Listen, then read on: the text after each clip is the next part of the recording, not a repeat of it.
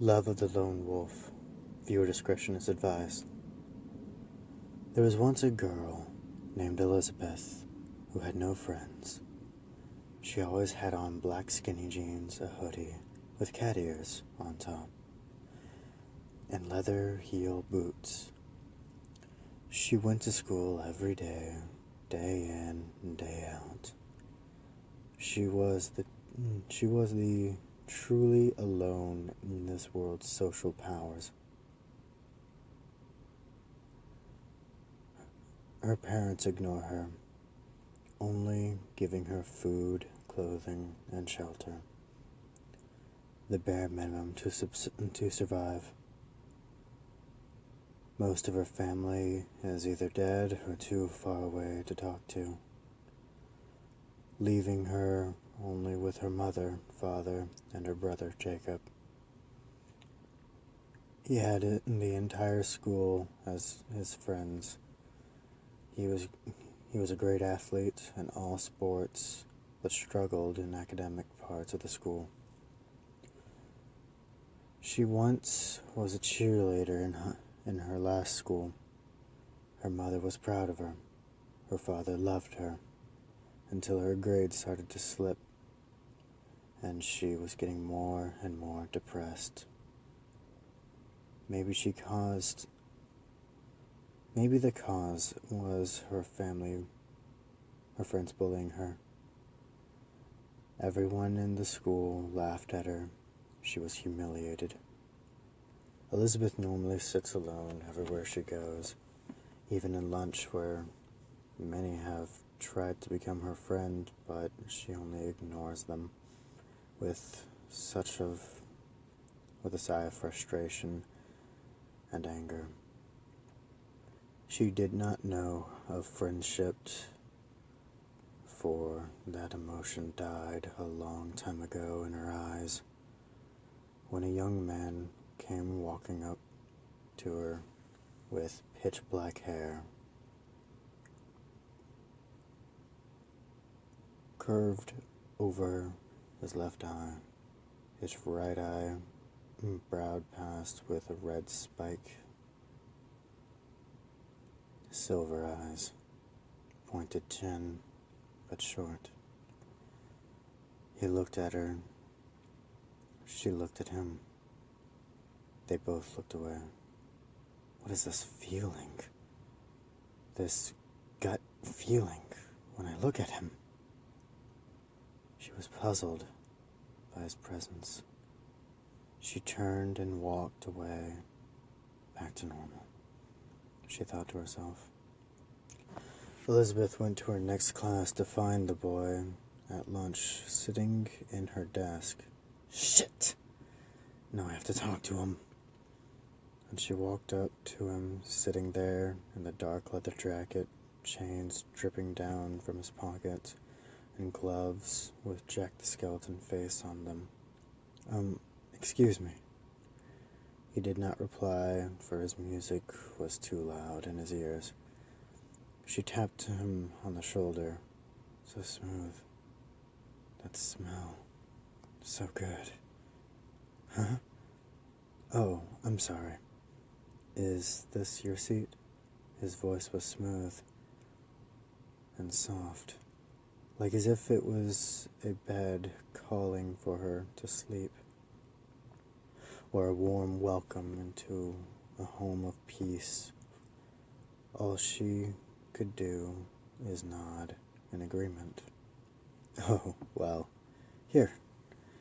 He gets up and points to the seat next to her that was empty.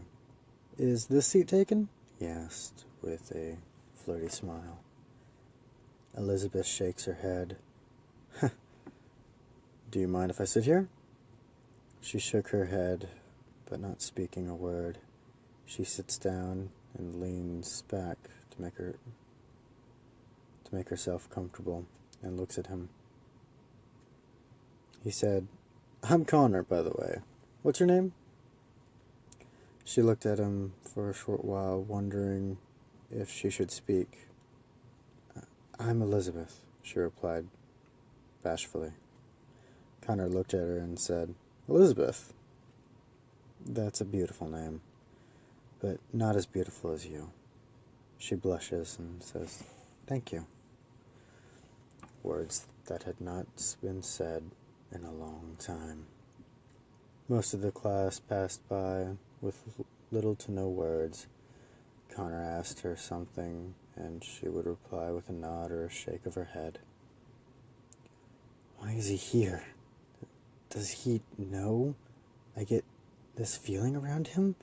She thought to herself, looking down at her desk. Is he looking at me? She peeked at the corner of her eye to see him move suddenly. Was he looking at me? She looked right at him to find him writing on a piece of paper. Maybe notes? She thought. Moments pass, and then she gets a tug on her shirt and a note on her desk. She looked at him, and he looked at the instructor.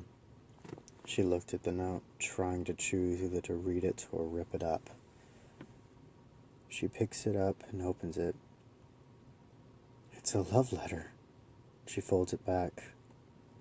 When she does, so does the bell. So the bell rings to go to the next class. For the rest of the day, she could only think of what he wrote, guessing and thinking all day. She was really excited to read it. When she finally got home, she ran upstairs to go read the note, only to hear from the living room. Jacob, no running in the house. She didn't even care, for she had no other thing to care about. And that, the love note from Connor. As she opened the note, she could feel her heart, a feeling she had longed for. She seemed like a lifetime snit had her. She had that feeling. She laughs quietly to herself. She looked at the note. It's in cursive, the writing of beauty. She reads the note, and she feels her eyes watering up. What? Am I crying? She felt the love in every word seep into her heart. With every breath, she's falling out of the void of darkness and in love. The next day at lunch, Elizabeth was sitting alone at her table, slowly eating, stopping every 3 seconds in remembrance of that love note from Connor. As she looked up, she catches a glimpse of a dark memory from memories past. Connor? She spoke excitedly, hoping for her new-found love to be there. Huh? Said the boy. He looked up, a spark of happiness, and said, Will you go out with me? Connor was shocked to hear the answer come up. Your note touched my heart. I haven't felt this way in a long time. He wanted to say how much he wanted her in his heart, but can't form the words to describe the feeling. How about Friday? Red Lobster? He asked curiously. Yeah, I would love that, Elizabeth said happily. When Friday came, she dressed up in her nicest dress, with a black rose on her shoulder, and webs on her skirt, and new high heels boots, and put on black lipstick with her thick eyeliner. When she was done getting ready, she went to the Red Lobster that Connor talked about. When she arrived, she got a table for 2 and waited for him. It seemed like an eternity, the longest half hour she ever went through. There he was, dressed in a black collar shirt, black pants, with snakeskin shoes to match, and his hair was combed back to reveal a scar across his eye. "What happened?" she asked in shock. "I tossed a knife up and tripped. It's not that bad," he replied with a laugh. As the night went on, they laughed, talked, and flirted with each other. When it became late, she said, "Thank you for the date." As they left the restaurant, she stopped at his car and looked at Connor. "I hope we can do this again sometime." Connor replied, "Me too. See ya." As Connor looked towards his car, he hears, "Hey, Connor," Elizabeth called out. "Yeah?" Connor looked up, seeing her standing there with her hands together and her heels touching, swaying, tossing, twisting at her shoulders. "I love you."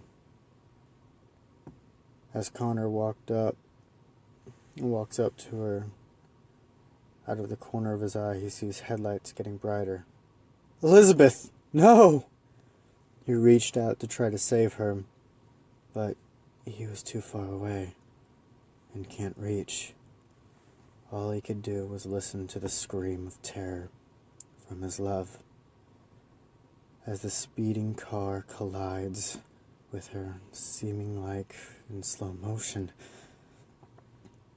Almost like a rag doll, she is hit, laying there, body in the hood of the car, and flying off like a bird in flight.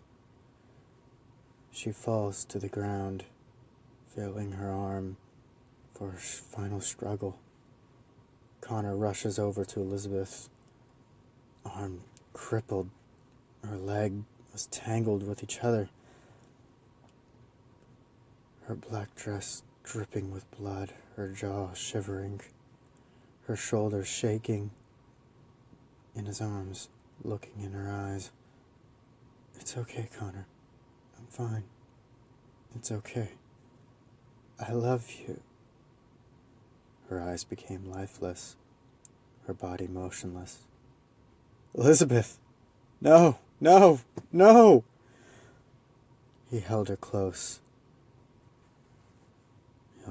To his head, rocking back and forth, screaming, "But I love you!" The drunk from the car stumbles out and shelter and stuttered some words. Connor enrages, gets up, lunges at the man with a fist aimed for his face. As his fist hits the man, Connor yells, "You took her from me! How could you?" The man was knocked out. A month later, Connor went to Elizabeth's funeral to find that he was the only one there. Not even her family came. Sad, he thought to himself.